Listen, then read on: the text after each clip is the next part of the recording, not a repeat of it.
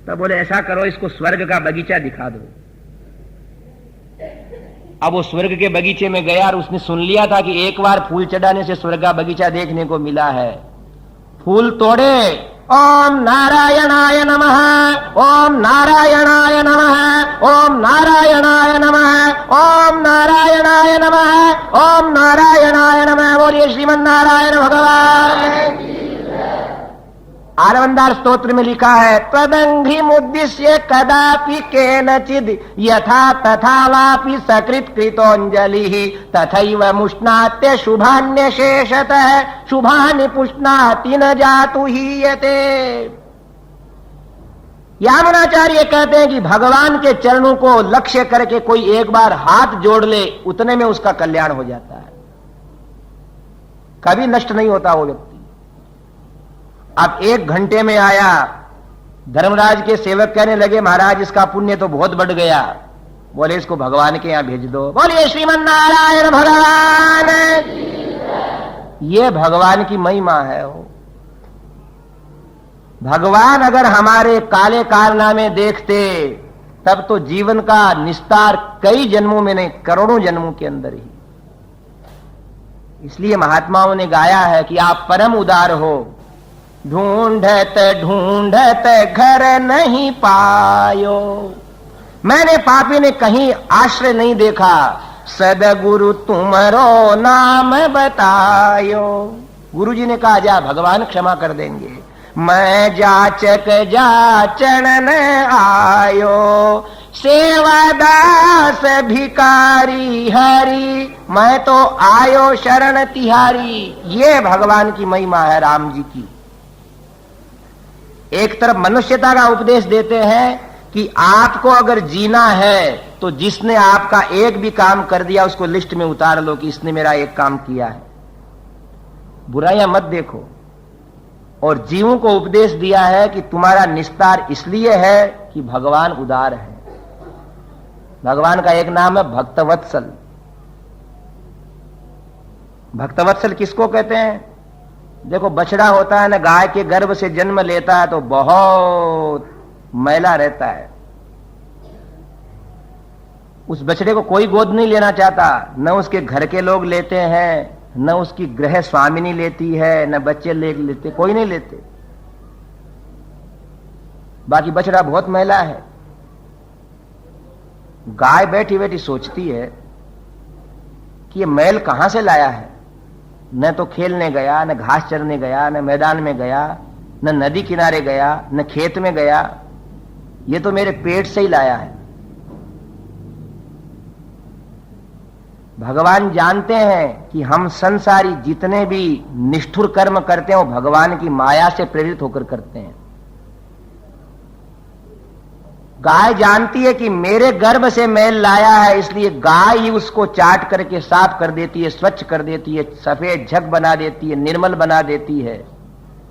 ऐसे ही भगवान अपनी उदार दृष्टि से माया के अधीन रहने वाले इन जीवों के अपचारों को नहीं देखते, इतना ही देखते हैं कि ये मेरा बन रहा है कि नहीं।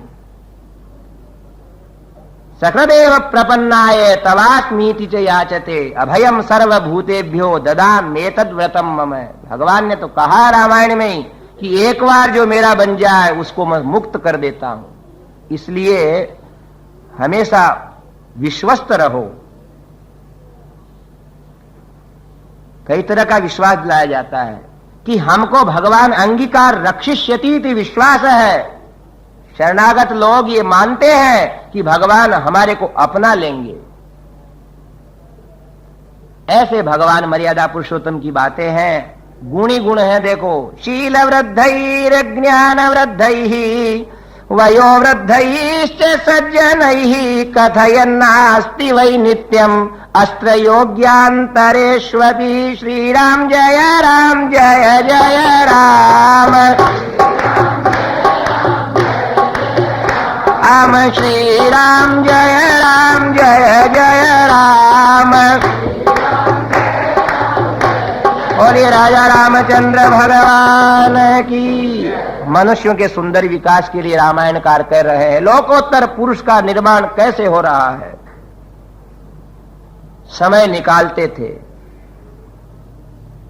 राजकुमार हैं, युवक हैं, बहुत सारे कार्य हैं, किंतु समय निकालते। अस्त्र योग्यांतरेष्वपि, निश्चित कर लेते कि इतना समय मेरे को निकाल करके बैठना है। कहां बैठना है? देखो, आज का समय ऐसा विकट है कि हमारे शत्रु शत्रु नहीं है, हमारे मित्र शत्रु हैं। हमारे मित्र कौन है? आपके यहां नहीं होंगे। ताश खेलने वाले मित्र हैं, नशा करने वाले मित्र हैं। ऐसे लोगों के अंदर जो समय निकाल करके बैठते हैं वो ठीक नहीं है। भगवान राम कह रहे हैं, देखो भाई, अपने तो राजस्थान के लोगों सुनो। राजस्थान में पहले क्या कहते थे स्कूलों के अंदर? बैठे बैठे क्या करो, करना है कुछ काम, रामा करना है, शुरू करो अंताक्षरी, लेके हरि का नाम। आई ना पुरानी बात याद? छोटे छोटे बच्चे स्कूलों में जाते थे शनिवार के दिन, और अध्यापक कहता है बैठे क्या करो, अंताक्षरी करो। तब बोलते जय हनुमान ज्ञान गुण सागर, जय कपीस त्यों लोक उजागर, रे पर बोलो। तो बोलते राम दूत अतुलित बल धामा, अंजनी पुत्र पवन सुत नामा। मैं पर बोलो तो महावीर विक्रम बजरंगी, कुमति निवार सुमति के संगी है। ये समय व्यतीत होता था। अब हम कैसे समय व्यतीत कर रहे हैं ये सोच लो। भगवान है वो स्वयं कहां बैठते हैं? शील वृद्धि ही। जितना बन सके उतने लोग आगे आ जाओ, और नहीं तो बैठे रहो। श्री राम जय जय राम, मैं श्री राम जय जय राम, हम श्री राम जय जय राम। बोलिए राजा रामचंद्र भगवान की। अपने आप को बनाना पड़ेगा। ज्ञानी से ज्ञानी मिले और करे ज्ञान की बात, और मूर्ख से मूर्ख मिले कह घूंसार कह लात। इसलिए कहां बैठते हो ध्यान दो। ज्ञान बढ़े गुणवान की संगत, ध्यान बढ़े तपसी संग कीने, लोभ बढ़े धन में चित दीने, क्रोध बढ़े नर मूढ़ की संगत, काम बढ़े तिय में चित दीने।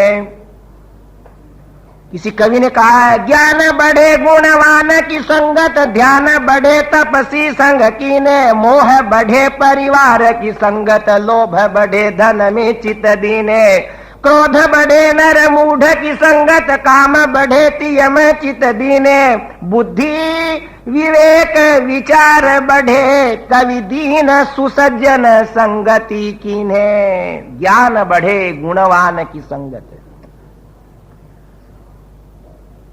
गुणवान व्यक्ति में बैठने से ज्ञान बढ़ता है। ध्यान बढ़े तपसी संग कीने, तपस्वियों को देखने से आदमी को ध्यान बढ़ता। अरे मैं क्या कर रहा हूं। देखो ये कैसे निश्चल व्यक्ति हैं जो आनंद ले रहे हैं जीवन का। मोह बढ़े परिवार के संगत, मोह परिवार के साथ बढ़ता है। जिमाते जिमाते बाई जिमा रही है, घी घी घी घी घी। इतने में एक लड़के बोला मां, और 2 चम्मच दे देती है। श्रीमन नारायण भगवान की। परिवार आते ही मोह हो जाता है। कोई कहता है ना मोह कैसे बढ़ता है? इन घर वालों के साथ रहने से बढ़ता है। इसी कारण से बढ़ता है। श्री राम जय जय राम, और ये राजा रामचंद्र भगवान। और लोभ बढ़े धन में चित दीने, धन कमा लिया, इकट्ठा कर लिया, पर बार बार उसी में ध्यान देने से आदमी के लिए भी लोभ बढ़ने लग जाता है। संतोष नहीं होता। स्वर्ग पाताल का राज्य मिलने के बाद भी उधर ही ध्यान रहता है। आखिरी में वो कहते हैं बुद्धि विवेक विचार बढ़े, क्रोध बढ़े नर मूढ़ की संगत। मूढ़ आदमी में रहने से क्रोध ही क्रोध बढ़ता है। बुद्धि विवेक विचार बढ़े, कवि दीन सुसज्जन संगति कीने। अपने को बुद्धि और विवेकशाली बनाना है, बुद्धिमान, तो बुद्धिमान व्यक्तियों में बैठो। भगवान राम तो सर्वगुण संपन्न है, पर लोगों से उपदेश देने के लिए क्या आचरण कर रहे हैं? शील वृद्धैः ज्ञान वृद्धैः वयो वृद्धैश्च सज्जनैः कथयन्नास्ति वै नित्यम। जो शीलवान होते उनके पास बैठते। शील कहते हैं उदार चरित्र को। अपने अपने पद की गरिमा जो बनाए रखता है उसको शीलवान कहते हैं। विद्यार्थी अवस्था में विद्यार्थी जैसा, ब्राह्मण है तो ब्राह्मण जैसा, व्यापारी है तो व्यापारी जैसा, अध्यापक है तो अध्यापक जैसा। शीलवान व्यक्तियों में बैठना। ज्ञानवान व्यक्तियों में बैठते और आयु में बड़े होते उनके पास बैठते। जब जाकर के कुछ बुद्धि में विचार आते हैं, प्रकाश आता है।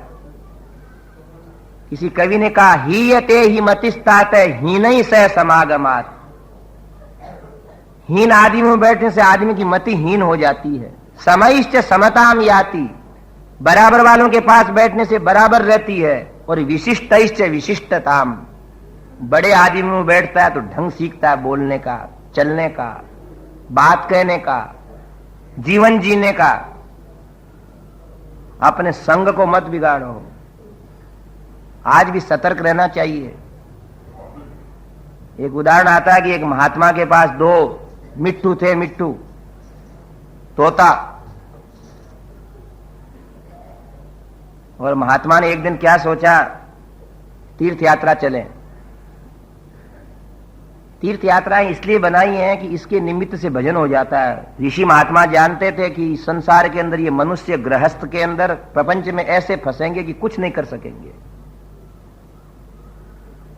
एक वहां बद्रीनारायण की स्थापना करी, वहां हिमालय के ऊपर 8000 फुट ऊपर।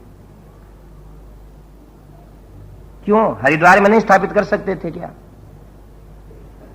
पर इसलिए स्थापित करी कि जब ऋषिकेश से मोटर में बैठ जाएंगे तो घर याद नहीं आएगा, श्री राम श्री राम श्री राम बोलेंगे। हैं लोग कहते हैं ना कि हमारा मन नहीं लगता। मन नहीं लगता तो हरिद्वार की मोटर में बैठ जाओ, ऋषिकेश वहां से ऊपर चले जाओ बद्रीनारायण। हम कहते हैं बिल्कुल मन लग जाएगा। इसलिए तीर्थ यात्राएं बनाई इतने दूर दूर कि इस निमित्त से साल में 4 साल में, ऐसा कहते हैं ना, नाया बदरी और काया सुधरी। कैसे सुधरती है कि रेल के अंदर से यहां से उतरा, हरिद्वार गया, बैठा वहां से, और ज्यों टेढ़े बांके मोड़ों के ऊपर गाड़ी घूमने लगी तो घरवाला घरवाले को भी नहीं पूछता कि तू क्या कर रही है। कोई किसी को नहीं देखता, इधर मौत इधर मौत। घरवाली कहती जी मेरे को चक्कर आ रहा है। बोले चुप रहे, राम राम कर, बड़ा चक्कर आ जाएगा नहीं तो। इसलिए यात्राएं बनाई हैं। बड़े ऋषि समझदार थे। और क्या कह दिया? बोले गंगोत्री का पानी ला करके रामेश्वर पर चढ़ाने वाले की मुक्ति हो जाएगी। अब बताओ इतने दिनों के अंदर, अब तो रेलगाड़ी के मोटर के साधन हो गए, नहीं पहले आदमी अगर इतनी यात्रा राम राम करता हुआ करता तो मुक्ति क्यों नहीं होती? इसलिए तीर्थ बनाए हैं। महात्मा ने सोचा कि ये 2 मिट्टू भी पाल लिए और तीर्थ यात्रा भी जाना है, क्या करें? जाएंगे, चले जाना चाहिए। हो किसी तरह से घर के अंदर भजन नहीं होता है तो तीर्थ यात्रा में हो जाता है। अब ये भी आपकी छोटी मोटी तीर्थ यात्रा ही है। घर बैठे रहते, रविवार था तो समय तो निकल जाता, और यहां आ गए तो आनंद है ना। कुछ सफाई हो रही है, मस्तिष्क हल्का हो रहा है। अब उसके समझ में आया कि 2 तोतों का क्या करें। इतने में एक पुजारी जी आ गए। पुजारी जी हमारा तोता ले जाओ। लाओ महाराज। क्या क्या खाता आपका तोता? बोले हरी मिर्च खाता है, अदरक खाता है, अनार खाता है, जामुन खाता है, जाम फल खाता है, सेव फल खाता है। मैं ले जाता हूं। ले जाकर के क्या किया, आपने मंदिर के द्वार पे टांग दिया। थोड़ी देर के बाद में एक कसाई आया। महात्माओं के यहां देखो सब आ जाते हैं, और जैसा जिसका जन्म जहां हो जाता आदमी कर्म करने लग जाता। क्या करो? महात्मा ने सोचा एक इसको दे देता हूं। अरे बोले फलाने, हाँ मेरे तोते को रख लो 4 महीने। हो, रख लेता हूं। उसने पूछा महाराज क्या क्या खाता? उसने लिस्ट बना ली। सुबह अनार, दोपहर में जामुन, अपराह्न के अंदर जामफल, रात के अंदर हरी मिर्च, टमाटर, और जाकर के वहां टांग दिया। रोज उसको खिलाओ पिलावे। 6 महीने बाद महाराज घूम करके आए। और ये संत भगवान की बद्रीनाथ जाकर के आए। तो तीर्थ यात्रा जाकर के आते हैं तो लोग उनके पांव छूने आते हैं। किस लिए? वो कुछ पुण्य करके आए तो हमको आशीर्वाद दे दें। और तीर्थ में पाप करना भी नहीं चाहिए। अन्य क्षेत्रे कृतम पापम तीर्थ क्षेत्रे विनश्यति, और तीर्थ क्षेत्रे कृतम पापम वज्र लेपो भविष्यति। अगर अन्य जगह कोई मनुष्य पाप करता है तो गंगा के अंदर जाने से, गंगा का स्नान से धुल जाता है, पर गंगा की बीच धारा के अंदर जाकर के कोई झूठ कपट करे तो वो कौन धोएगा?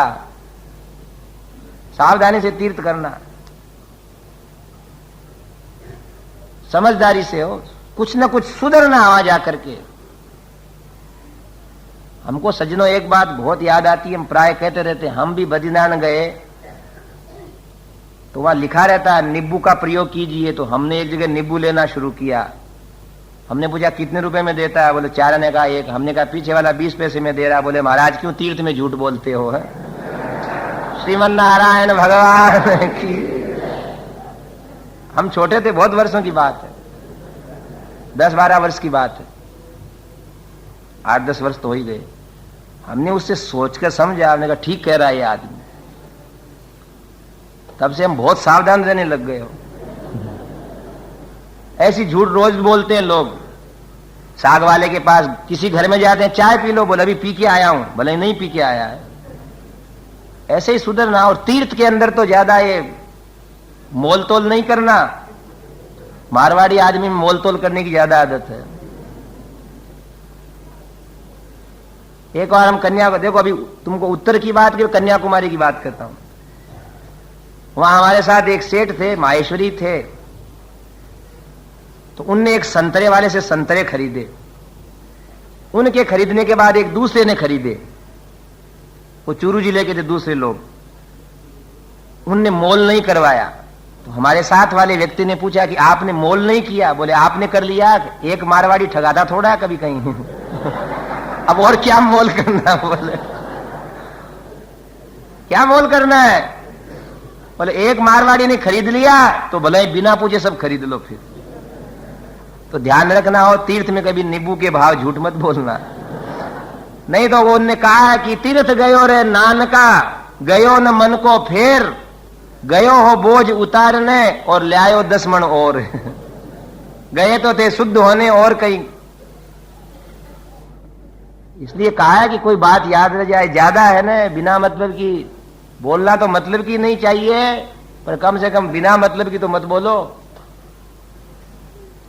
बात बात में झूठ। इसलिए लोग तीर्थ यात्रा वाले व्यक्ति के चरण छूने आते हैं कि हमको आशीर्वाद देवे। तो महात्मा के पास भी लोग धोख देने आए। धोख देने आने के बाद वो पुजारी जी का तोता भी लेके पुजारी जी ले आए। बोले महाराज आपका तोता ले लो। अब वो तोते को उनने निकाला तो तोता बोलता है जय श्री कृष्ण, जय श्रीमन नारायण, सीताराम, राधे श्याम। और महात्मा ने तोते को गले लगा लिया। अरे बहुत सुंदर सुंदर बातें सीख गया। कसाई को मालूम पड़ा तो दोपहर के बाद वो भी तोता लाया और ये गर्दन हो रखी तोते की, आंखें अंगारे हो रखी। महात्मा ने सोचा कि पुजारी जी ने तो कुछ ध्यान दिया नहीं, तोता पतला ही रह गया। तोता तो ये है बिल्कुल खाया पिया हुआ। उसको निकाला तो हाथ में बैठते से ही चोंच मारी, बोली काट डालूंगा। पुजारी ने, उसने, महात्मा ने हाथ झटका, बोले मार डालूंगा। तो पिंजरे में बंद कर दिया।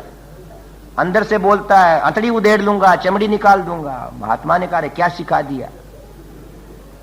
बोले महाराज मैंने कुछ नहीं सिखाया, मेरे यहाँ ऐसा ही हल्ला गुल्ला होता है इसलिए सीख गया है।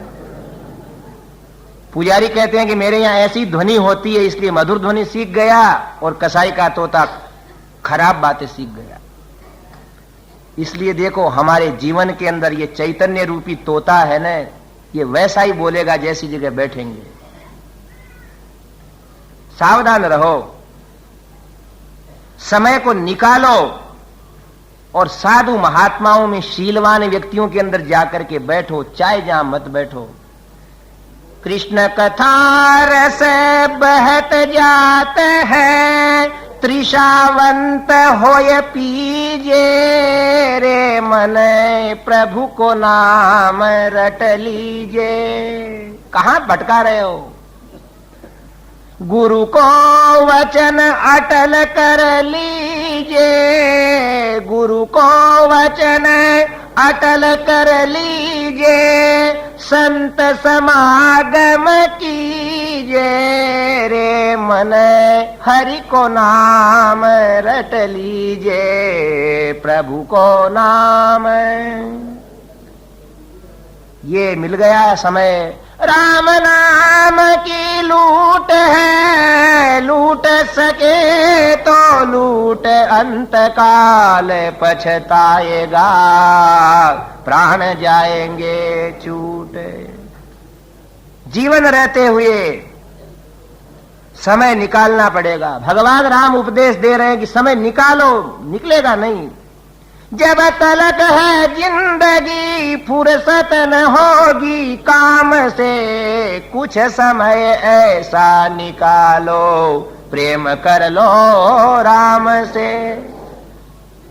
उसके लिए समय, और अगर वो नहीं किया है तो खाली जा रहे हैं। कुछ साथ चलने वाली दूसरी चीजें है नहीं।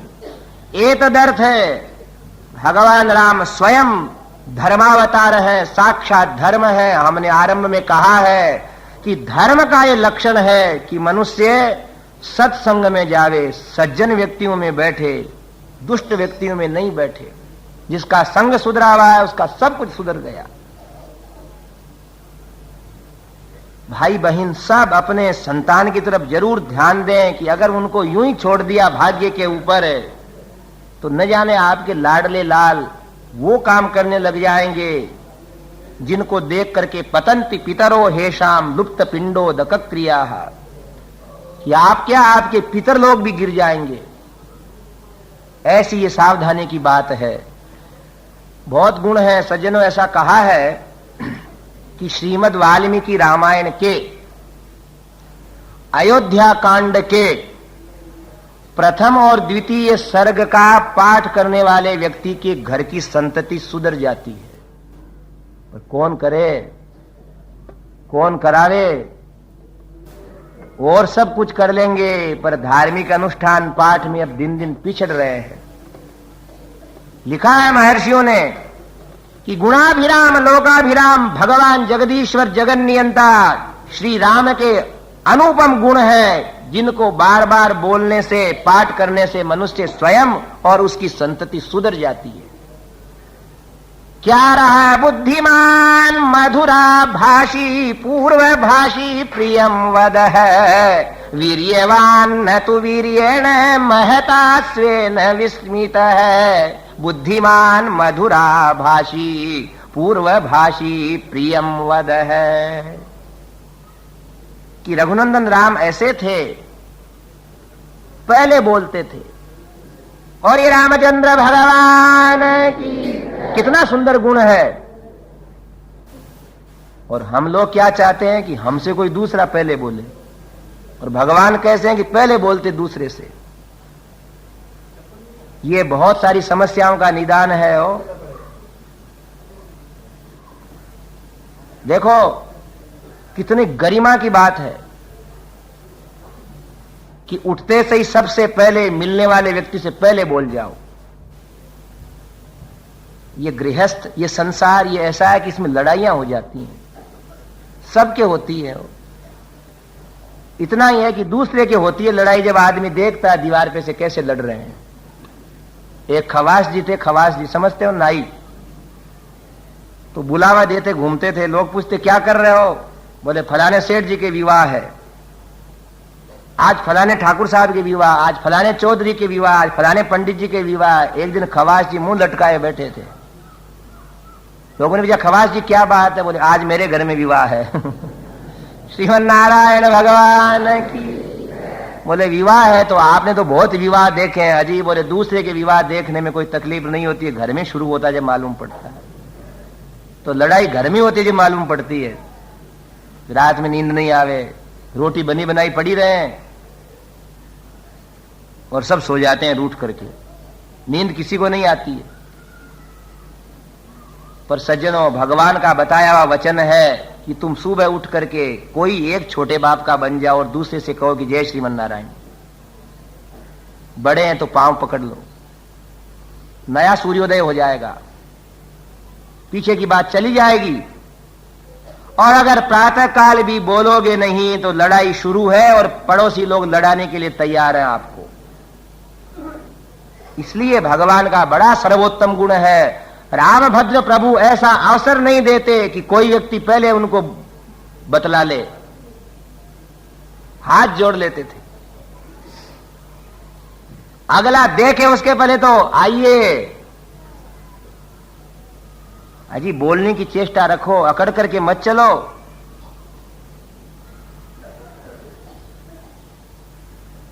देखो एक कवि ने लिखा है, चार मिले जब किसी को नेत्रों से देखते हैं तो दो आंख उसकी, दो आंख अपने। चार मिले 64 खिले और 32 दांत उसके 32 अपने, मुंह खिल जाता है। चार मिले 64 खिले, 20 रहे कर जोड़, हाथ जुड़ जाते हैं। 10 अंगुलियां उसकी, 10 अंगुलियां उसकी। सज्जन से सज्जन मिले और हर से 7 करोड़। शरीर के अंदर रोमावली की संख्या 3.5 करोड़ है एक व्यक्ति के, तो दोनों की मिला के 7 करोड़ है। अगर पहले बोलने लग जाओगे किसी से तो मिलने वालों को देखते से ही अपने 7 करोड़ रोमावली खुश हो जाएगी। और नहीं तो ये जो सांड होते हैं ना, वो एक दूसरे को तिरछे देखते हुए चले जाते हैं, मुझे तुम इधर चले जाओ और वो इधर चला जाएगा। कौन कहेगा कि तुम मानव हो? मानवता छुई नहीं है अभी तक। महामानव मर्यादा पुरुषोत्तम भगवान राम के लिए आया कि पूर्वभाषी, पहले बोलते, अवसर नहीं देते किसी को कि दूसरे मेरे से पहले बोले। जय श्रीमन नारायण, जय गोपाल जी की, जय सिया राम, श्री राम श्री राम श्री राम। आओ भाई, खुश होना, प्रसन्न होना। प्रियम वद है, मीठे बोलते। आगे आया, न चानृत कथो विद्वान वृद्धा नाम प्रति पूजक है, न चानृत कथो विद्वान। कभी झूठ नहीं बोलते। और लिखा कि वृद्धा नाम प्रति पूजक है, बूढ़े व्यक्तियों की तो पूजा करते। इस संसार के अंदर सज्जनों, अगर झट आशीर्वाद लेना है तो घर में, परिवार में, पड़ोस में, गांव में जितने भी वृद्ध व्यक्ति हैं उनके पास जाकर के थोड़ी देर उनकी सेवा कर दो। बाबा लो लाठी पकड़ करके मैं छोड़ देता हूं आपको। एक लोकोत्तर पुरुष है, राजकुमार, कोई मार्ग में वृद्ध मिल जाता, खुद अगर अपने रथ में जाते तो रथ से उतरते और उस चलने वाले बूढ़े व्यक्ति को अपने रथ पे बैठा करके कहते कि आपका घर कहां है। वो वृद्ध व्यक्ति उन राम को देखता, कहा कि राजकुमार आप अपने राजप्रासाद जाइए, हम तो ऐसे ही घूमते घूमते हमारे घर चले जाएंगे, हम तो रोज ऐसे ही जाते हैं।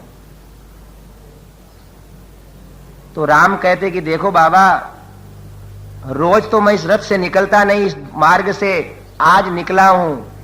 आप मेरे रथ में बैठोगे तो मैं रथ के ऊपर बैठूंगा, नहीं तो मैं आपके साथ पैदल पैदल चलूंगा।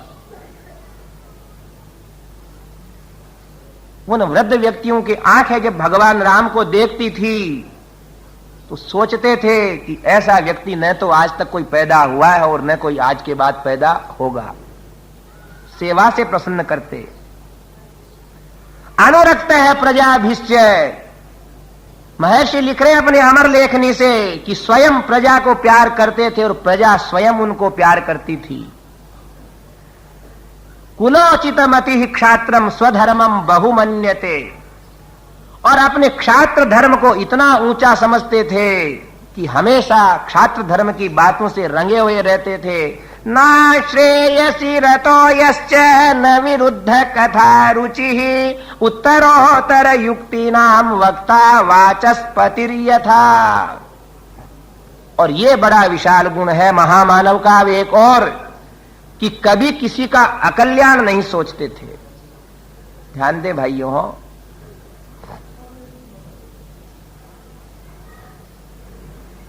आज आपको मालूम है कि हम लोग क्यों कष्ट पा रहे हैं।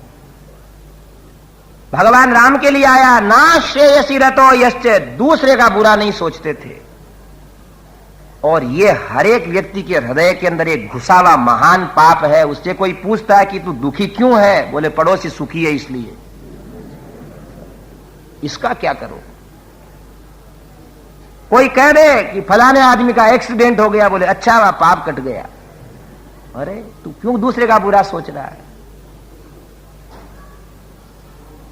सर्वे भवन्तु सुखिनः सर्वे सन्तु निरामयाः सर्वे भद्राणि पश्यन्तु मा कश्चित् दुःख भाग भवेत्। ये रोज प्रार्थना करना चाहिए मनुष्य को। हमारे वेद कहते हैं सहनाववतु सहनौ भुनक्तु सह वीर्यं करवावहै तेजस्विनावधीतमस्तु मा विद्विषावहै।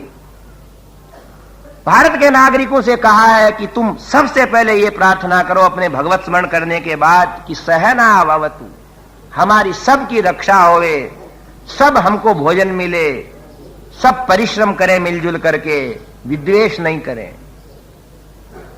कोई अपने से विद्वेष करता है तो करने दो, तुम समझदार बनो।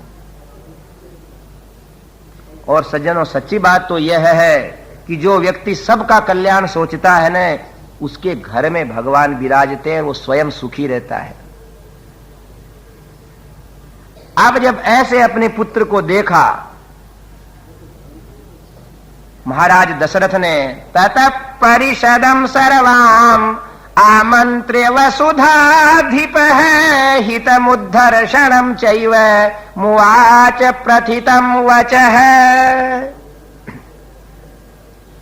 अपने युवक अत्यंत गुणों से संपन्न राम को देखा तो महाराज दशरथ ने एक दिन सारे लोगों की सभा बुलाई।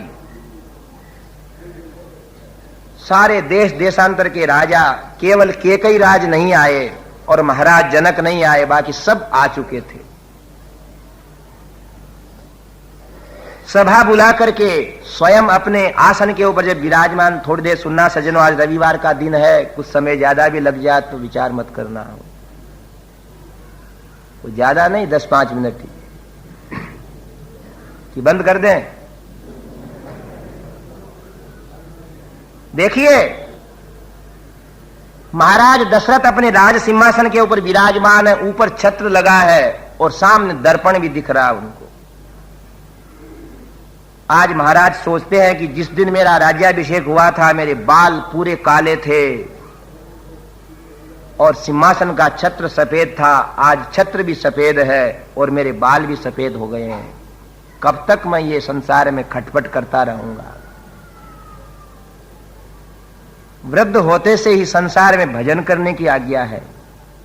भज गोविंदम भज गोविंदम गोविंदम भज मूढ़मते। नहीं तो शास्त्र क्या कहता है कि तुम्हारी बुद्धि ठीक नहीं है।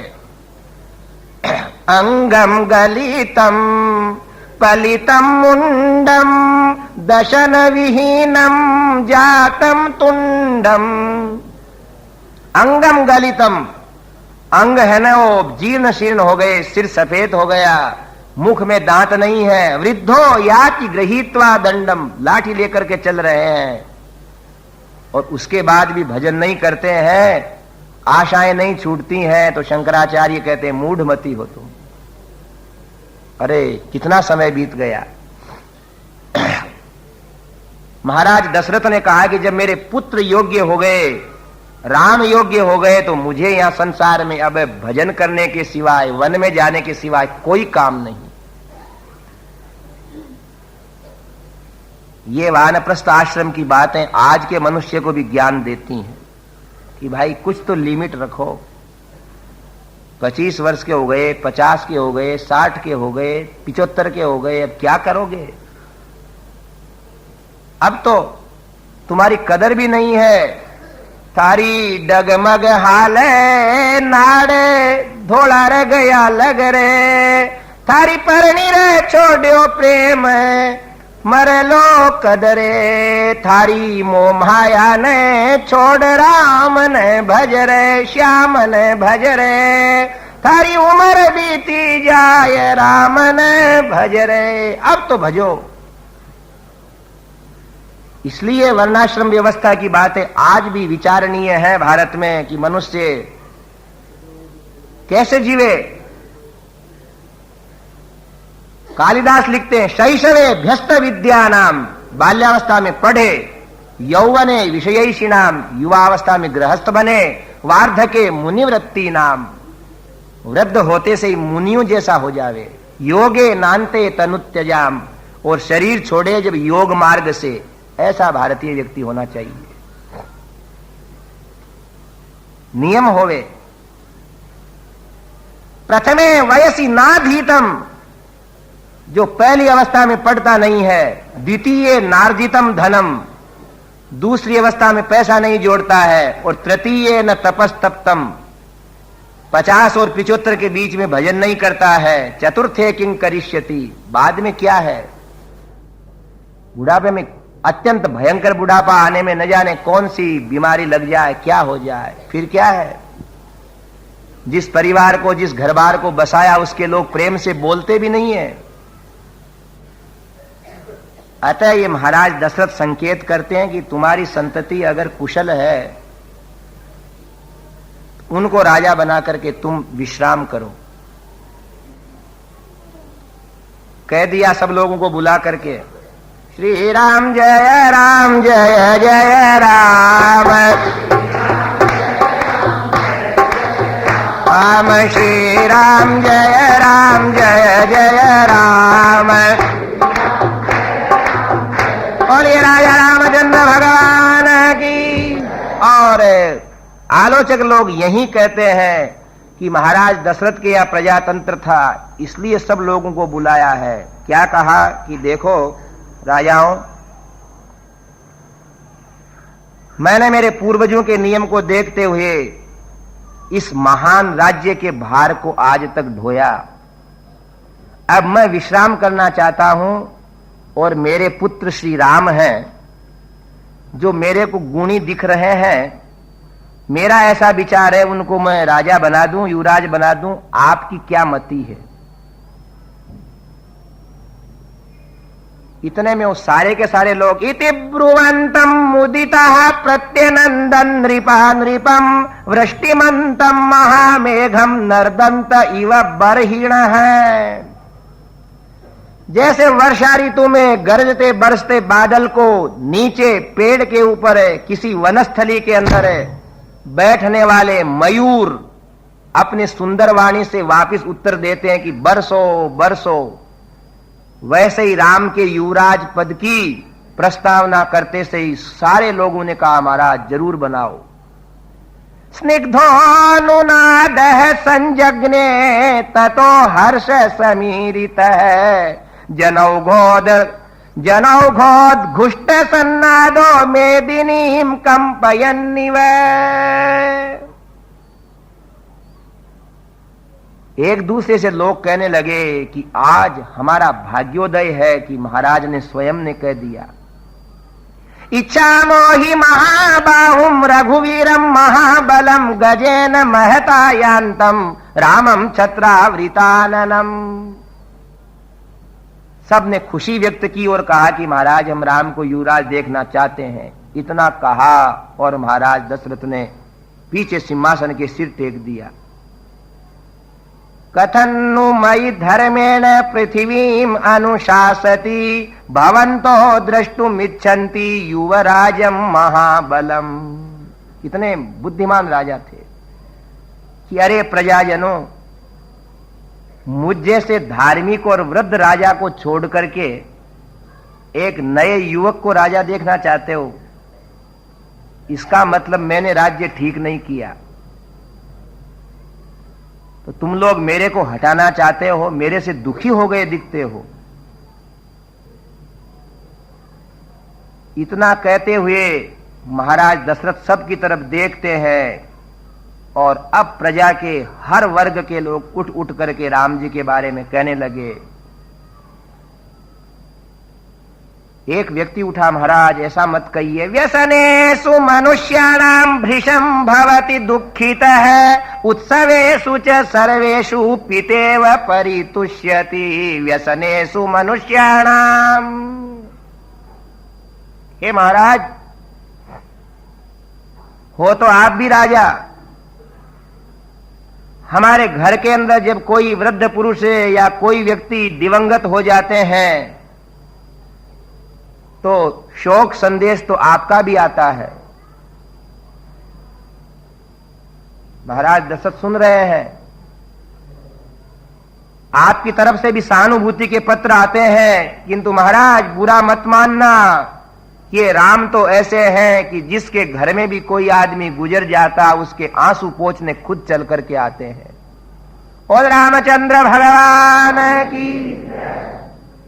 महाराज तुम्हारे आज से जितने पूर्ववर्ती राजा हैं उन राजाओं का समग्र चरित्र और तुम्हारे एक पुत्र के चरित्र को अगर तोला जाए तो राम बड़े हैं सब में। ऐसा कह करके वो व्यक्ति रोने लग गया। रामो राजमणि सदा विजयते। दूसरा व्यक्ति कहता, रामम रमेशं भजे रामेणाभिहता निशाचर चमू रामाय तस्मै नमः। रामान्नास्ति परायणं परतरं रामस्य दासोऽस्म्यहं।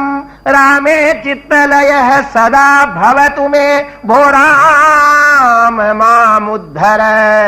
श्रीराम जय राम जय जय राम। रामो राजमणि। प्रजा के लोग कहते, महाराज आप बनाओ या मत बनाओ, अपने गुणों से ये राम आज से लेकर अनंत काल तक के राजाओं के शिरोमणि राजा है। रामम रमेशं भजे। हम तो आजकल इन्हीं की याद करते हैं। इनने सब शत्रुओं को नष्ट कर दिया है, इनके सिवा कोई बड़ा व्यक्ति नहीं है। उत्सवेषु च सर्वेषु पितेव परितुष्यति। जब किसी की लड़की का विवाह हुआ था वो व्यक्ति खड़ा हुआ, बोले महाराज आप कई बार पधारे हो। महाराज ने कहा कहो नागरिक कहो, आज मैं सुनने के लिए तो बैठा हूं। सज्जनों, अमृत मीठा होता है, आदमी की प्रतिष्ठा भी उसको मीठी लगती है, किंतु जब अपने पुत्र की बड़ाई दूसरे लोगों से सुनता है तब कोई भी रस ऐसा नहीं जो उस रस की बराबरी करे। महाराज कहते सुनाओ तुम। उन्होंने कहा महाराज आप जब हमारे यहां आते हो तो हमारे 100 आदमी आपकी सेवा में और लग जाते हैं, किंतु ये राम जब आते हैं तो इनके स्वागत के लिए हम कहते हैं तो बंद कर देते हैं स्वागत को और अपने हाथ से लोगों को मिठाई परोसने लगते हैं जैसे उनके घर में काम है। अब सारे के सारे ब्राह्मण कहते हैं कि महाराज हम क्या इन राम के लिए कहें, ये जानते हैं कि हम कभी किसी से याचना नहीं करते, इसलिए हर रात्रि को आकर के कभी इस घर में कभी उस घर के अंदर कितना कितना यज्ञ का सामान पहुंचाते हैं। हमारे पूर्वजों के भी आज तक आपके पूर्वजों ने ऐसा नहीं पहुंचाया। इतने के अंदर गुप्तचर लोग आए। स्त्रियो वृद्धा तरुण्यश्च सायं प्रातः समाहिता सर्वा देवान् नमस्यन्ति रामस्यार्थे मनस्विनः। गुप्तचर लोग आकर के कहने लगे कि हे महाराज दशरथ, हम आपके छोड़े हुए गुप्तचर हैं, आपसे प्रार्थना कर रहे हैं। क्या?